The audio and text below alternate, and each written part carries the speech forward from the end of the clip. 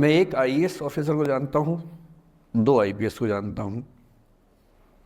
बहुत योग्य लोग, देश के सबसे अच्छे संस्थाओं से पढ़े हुए लोग, प्रॉपर आईएएस प्रॉपर आईपीएस में नौकरी करने वाले लोग, और इन तीनों ने अपना जीवन समाप्त कर लिया नौकरी में रहते हुए। क्यों?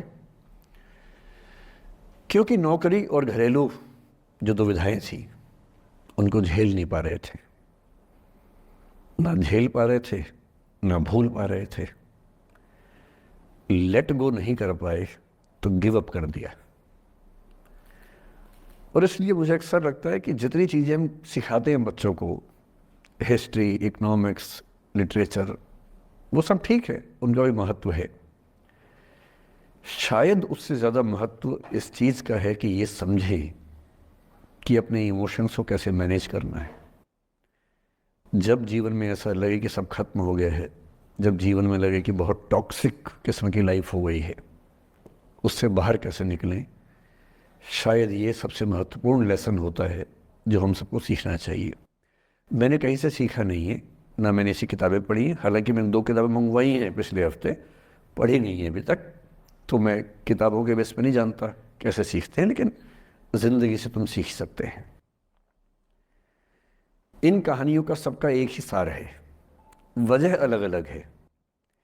एक व्यक्ति ने इसलिए अपना जीवन समाप्त किया कि वो रिश्ता उसके हाथ से छूट रहा था। एक ने इसलिए जीवन समाप्त किया कि रिश्ता बन गया था, पर समाज के दबाव, घर के दबाव मैनेज नहीं कर पाए।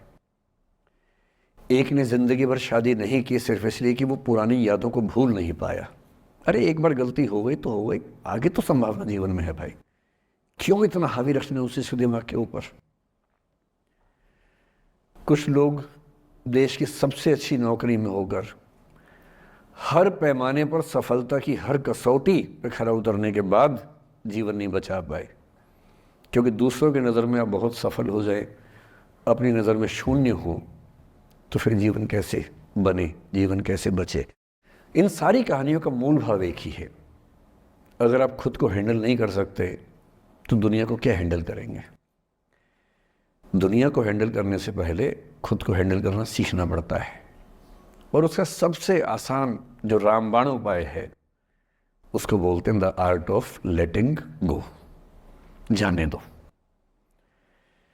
वो अफसाना जिसे अंजाम तक लाना न हो मुमकिन, उसे एक खूबसूरत मोड़ देकर छोड़ना अच्छा। साहिर ने लिखा। प्रेम की दुनिया के बारे में साहिर से अच्छा कौन लिखेगा। तारुफ समझते, तारुफ मतलब परिचय, इंट्रोडक्शन। कहते तारुफ रोग बन जाए तो उसको भूलना बेहतर। अरे परिचय हुआ किसी से, आपकी भाषा में इंट्रो हुआ, यही बोलते हो ना आप लोग, इंट्रो हो गया। इंट्रो हुआ, दोस्ती हुई, बाद में लगा रहे यार ये तो ऊट पटांग आदमी है या ऊट पटांग लड़की है, छोड़ो फिर, ऐसा क्या लोड लेना है। तारुफ रोग बन जाए तो उसको भूलना बेहतर, ताल्लुक बोझ बन जाए तो उसको तोड़ना अच्छा। वो अफसाना जिसे अंजाम तक लाना न हो मुमकिन, उसे एक खूबसूरत मोड़ देकर छोड़ना अच्छा। बस करना यह है कि खूबसूरत मोड़ देकर छोड़ना है, हाथ में तेजाब की बोतल लेके नहीं। और आज की पीढ़ी का ये समझना बहुत ज़रूरी है कि छोड़ना भी अच्छे तरीके से हो सकता है। तो मैं उस बात पर आऊँ उससे पहले थोड़ा संक्षेप में समझा दूँ। मुझसे कुछ बच्चों ने पूछा इस बीच में कि जितना आसानी से आप बोल रहे हैं, क्या सच में इतना आसान होता है? कैसे छोड़ें उन चीज़ों को जो मन पर हावी हैं, उन इमोशंस के टर्मोइल को, उन इमोशंस की इंटेंसिटी को कैसे मैनेज करें? क्या सच में इतना आसान होता है? आसान तो नहीं होता है। मेरी उम्र में आसान है, आपकी उम्र में आसान नहीं होता है। मेरी उम्र में क्यों आसान है? क्योंकि ये सारा खेल हार्मोन्स का है, ये सारा खेल केमिस्ट्री का है। हम सब दरअसल बहुत सारे केमिकल्स, जिनमें से कुछ का नाम हार्मोन्स हैं, उन केमिकल्स और हार्मोन्स के बहुत सारे इंटरेक्शंस के रिजल्ट हैं। इसलिए जब कोई बच्चा जैसे छोटे बच्चे हमेशा उछलते रहते हैं, पेरेंट्स थके रहते हैं, ये इन सभी केमिस्ट्री का परिणाम है। शौक का मामला नहीं। आपकी उम्र जो होती है किशोरावस्था और युवावस्था की शुरुआती उम्र, मैं मान के चल रहा हूँ कि आप सब लोग 17 से 22-23 के बीच के लोग हैं, बच्चे हैं। कुछ तो अभी शादी भी नहीं कर सकते होंगे, वो वाले होंगे ना। लड़के तो नहीं कर सकते होंगे भी, 21 के कहाँ हुए होंगे। तो वो वाली उम्र आप लोगों की है। इस उम्र में इमोशंस का टर्मोइल, इस उम्र में इमोशंस का बिखराव इतना ज़्यादा होता है कि संभालना बड़ा मुश्किल होता है। जैसे जैसे आप मैच्योर होंगे, बड़े होंगे, बूढ़े होंगे, बूढ़े और मैच्योर काफ़ी हद तक समानार्थक शब्द होते हैं। बूढ़ा आदमी आमतौर पर मैच्योर हो ही जाता है, और जो मैच्योर हो जाता है उसको लोग बुढ़ा ही बोलते हैं, चाहे वो दोस्त हो आपका। तो मैच्योर होने के बाद मैच्योरिटी के कई लक्षण हैं, 10-20 लक्षण। उनमें से एक ये है कि आपके इमोशंस में इंटेंसिटी उतनी नहीं रह जाती जितनी बचपन में होती है। मसलन कोई आपका दोस्त आपसे कुछ खराब कह दे, आप 3-4 घंटे बेचैन रहेंगे, बार बार मैसेज टाइप करेंगे, फिर डिलीट करेंगे, फिर टाइप डिलीट, वो भी टाइप डिलीट चल रहा है। एक दिन हो गया बात हुए, ना वो पढ़ पा रहे हैं ना आप पढ़ पा रहे हैं, बेचैनी चरम पे है। अब इतना ही मामला है, नाक का सवाल है कि पहले कौन झुकेगा। सारे संबंधों में स्तर इसी बात से तय होता है कि पहले कौन झुकेगा, और जो एक आध बार झुक गया वो जिंदगी भर झुकता है उसके बाद। इससे लोग शुरू में बहुत केयरफुल होते हैं कि झुकना नहीं है। 3-4 ज्ञानी पीछे बैठे ही होते हैं कि नहीं झुकना नहीं है, वो झुकेगा, वो झुकेगी, तू क्यों झुकेगा। इन ज्ञानियों से बचना बहुत ज़रूरी है, ज़िंदगी जहर बना देंगे आपकी।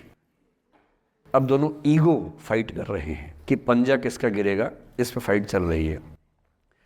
2 दिन हो गए, 3 दिन हो गए, उसके बाद एक आध आदमी पिघल जाता है, उसको लगता है भाड़ में जाए यार, बात नहीं हो पा रही, तुम ईगो कर रहे हो। फिर वो फ़ोन मिलाता है, ये भी फ़ोन की इंतज़ार में 3 दिन से सो भी नहीं रहा बेचारा।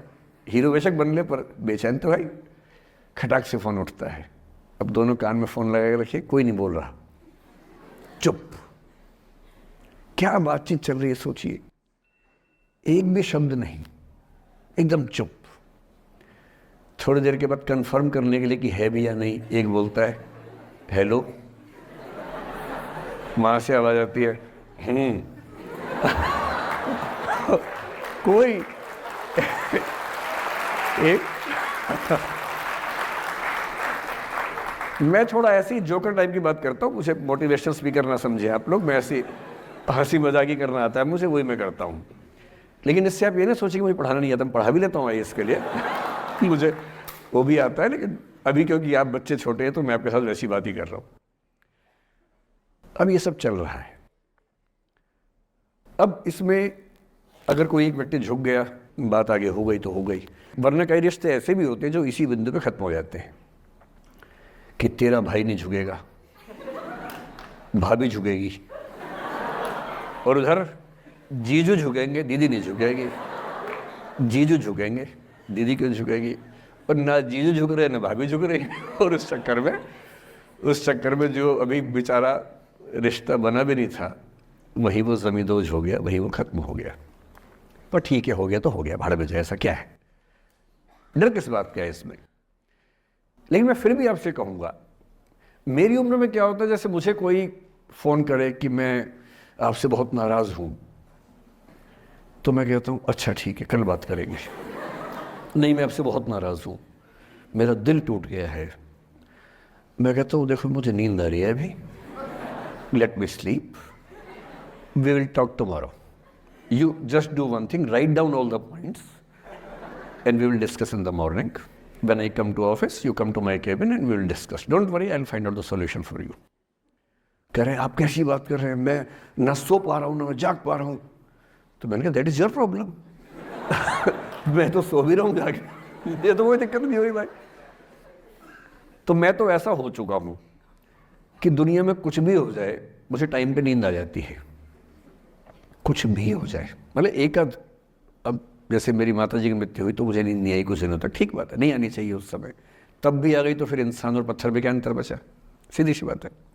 But keeping aside those rare instances, कोई कुछ भी कर ले, हमें तो